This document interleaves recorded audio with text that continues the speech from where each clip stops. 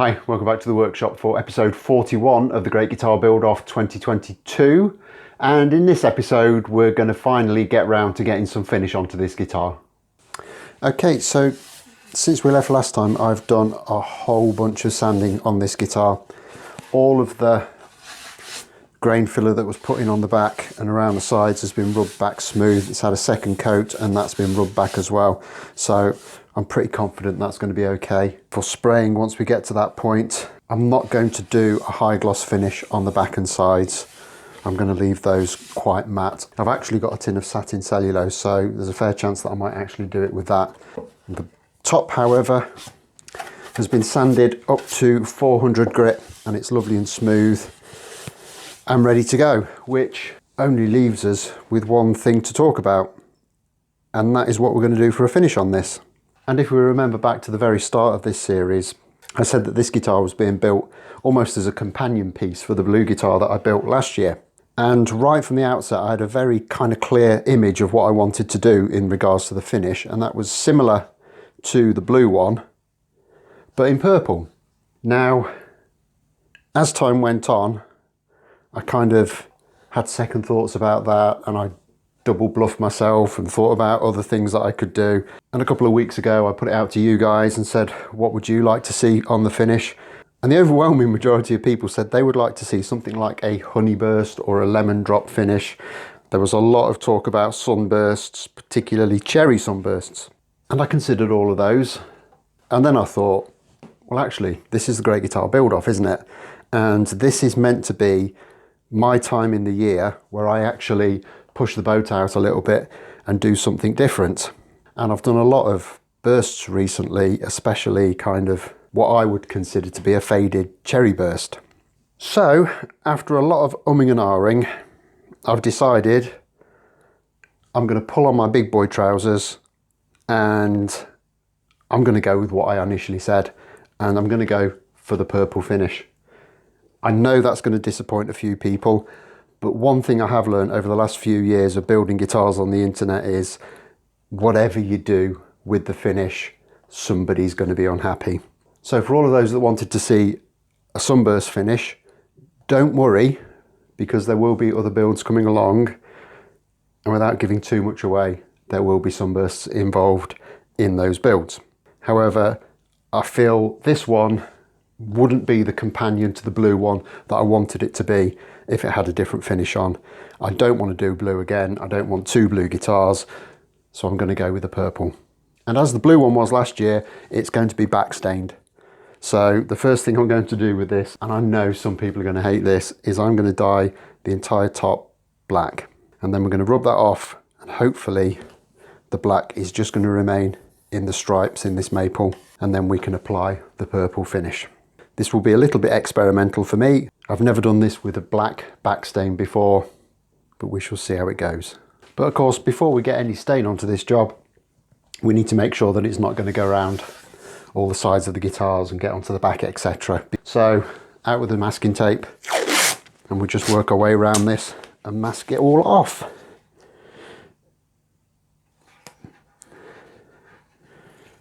Now, when I did the grain filling on the back and sides, I made sure that I got plenty onto the edge of the maple here. And what I'm hoping is, should any stain get down between the wood and the masking tape, which, to be honest, there's a fair chance that will happen, that it will actually just sit on top of that grain filler, and I'll be able to sand it off really easily, because I think it would be rude to get to this stage and not do a faux binding on this guitar.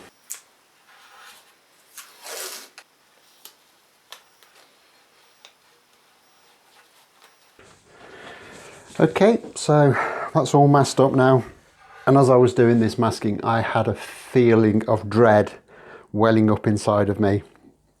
I'm not looking forward to this, I have to be honest, but it's got to be done, I suppose.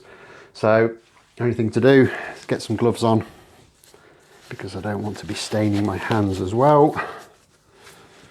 And it's just a case of getting some tissue, and what I've got is some chestnut spirit stain in black. I've been using these stains for a long time. I am a big fan of them, but you don't want to spill it because a little bit of this goes a very long way.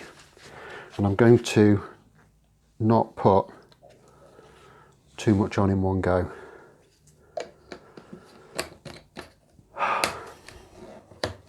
Well, here's hoping. Point of no return.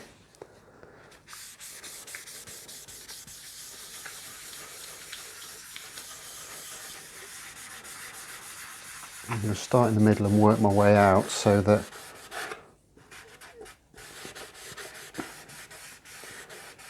the tissue's a little bit drier when I come to do bits around the edge, so it's not going to run down and get into places I don't want it.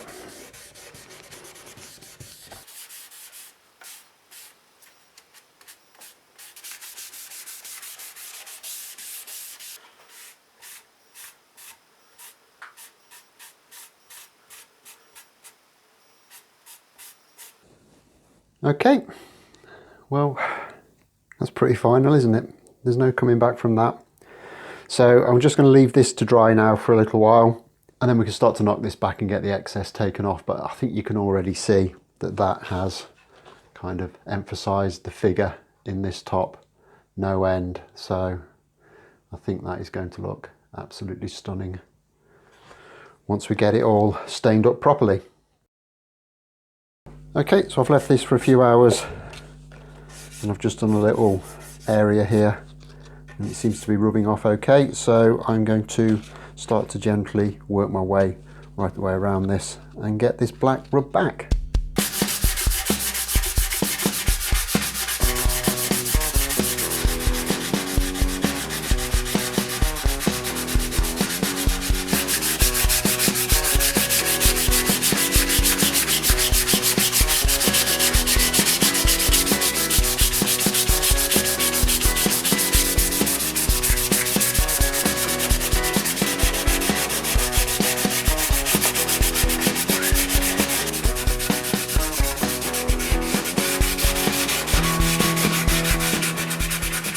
Okay, so that's the black rub down. I think it's gone okay. Might look a little bit patchy in a couple of places. I've left it kind of deliberately a little bit dark on the horns. I'm going to kind of put a little bit of a dark burst around this once I got the purple on. But I think for the time being, the best thing we can do now is get the purple dye out and see how that goes.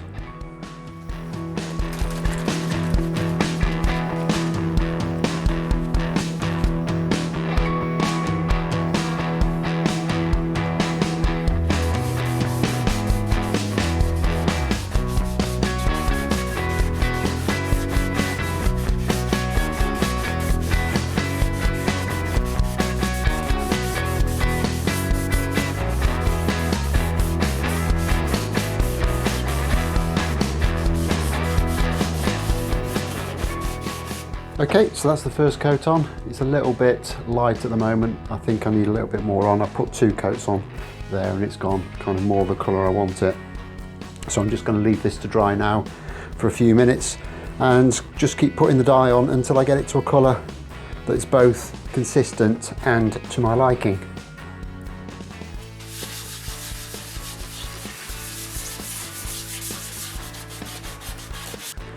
Okay, so that's it all stained up. I've put a little bit of a kind of a burst effect on around these horns.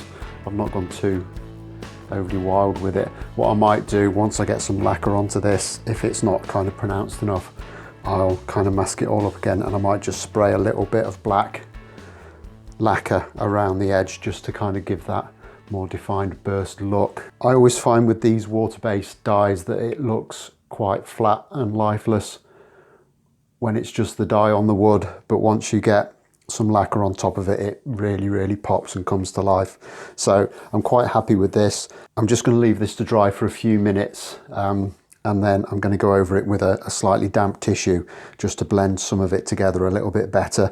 But on the whole, I think it's looking good. And I just want to get this masking off just to see how we've done in terms of keeping the edge clean, because it's probably going to be easier to get it off now.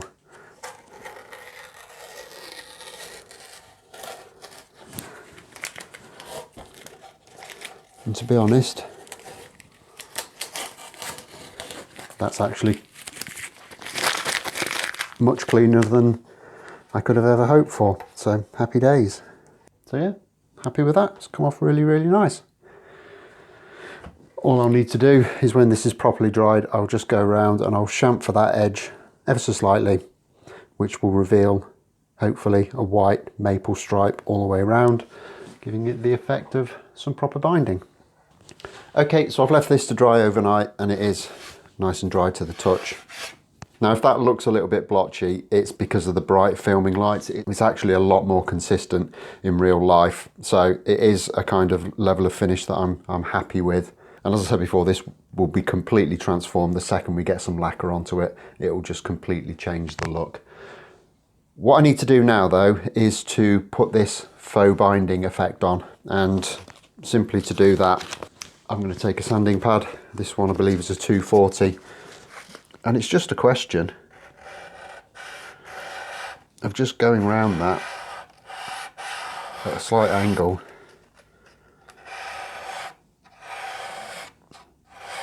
and just very delicately rub that chamfer in. And I'll try and get a better shot of it, but from where I'm standing that completely changes the look of the instrument. So I'm going to work my way around the rest of it and then we can come back and have a look at it.